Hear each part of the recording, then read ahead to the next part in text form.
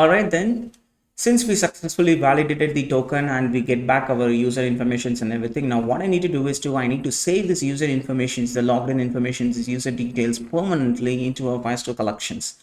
To do that, what I have to do is all I have to over here at this point, this is the place where we are getting the decoded token.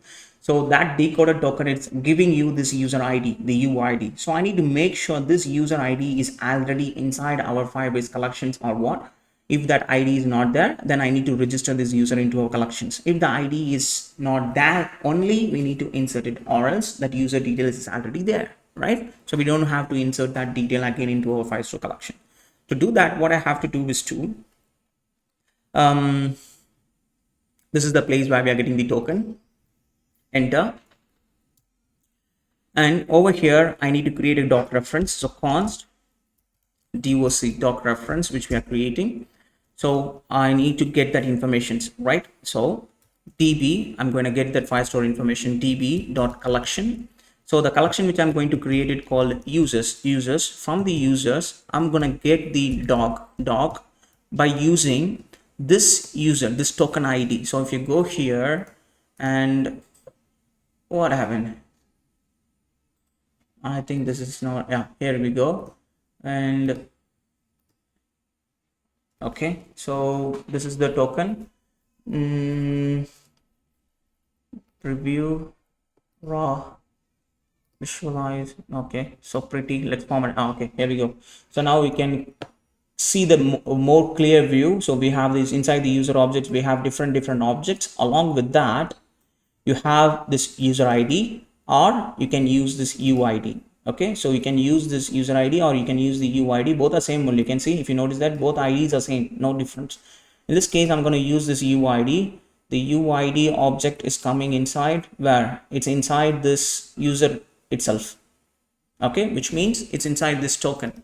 So if I'm going to send this decoded ID.uid, I'm going to send this decoded that particular ID. I'm going to try to fetch that particular ID from the user collections.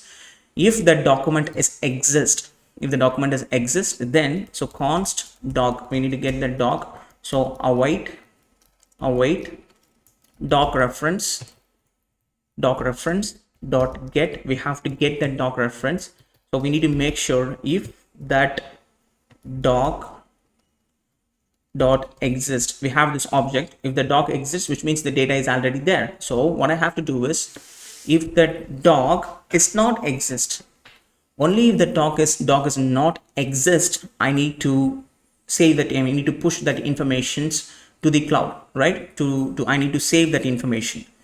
To do that, what we have to do is all I have to do is to create one more reference to save that informations and everything.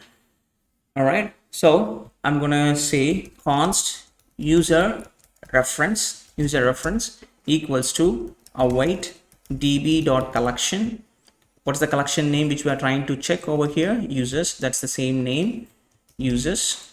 Then I'm going to create a new doc over there, doc, and I'm going to send this ID inside that doc because that's the document ID for the collection doc. All right, then what I'm going to do is I'm just going to execute this information. So let's say await user reference ref dot set with the data. What is the data? Decoded ID, decoded token. That token, we have to set that information. All right, so once it's set successfully, what I have to do is I have to fetch that same informations. I have to fetch that. Once it's inserted, I have to fetch the same informations, then I need to send it to the front end, right? So you can directly send the decoded token. So we need to make sure that data is inserted, right? So no, if you are doing that, then we will run into an issue because we are inserting that record only if the data is not existing. If the data is already existed, so we can't fetch it. So that will run into an issue. So we are not supposed to do that. So what we have to do is I think this is enough. I think so, because what I'm saying is, because if that data is not existed, so we are trying to insert the data, so it will be inserted. Anyways, we have the decoded ID information, so we can send it back. But if the token is already, if the ID, if the user data is already inside your collection, which means this particular line of code will never be going to execute it. So at that point we need to send that data. We can't send that information. So that's the reason we don't have to fetch it again and don't have to set it back. It's better to leave it at this part over here. So if everything is working fine, this line of code will work perfectly, and it is going to return this data and everything. I hope this is enough. I think so. Let's save these changes and let's make sure. So it's been reloading. Yeah, function, it's been loaded. So now let's try to hit send.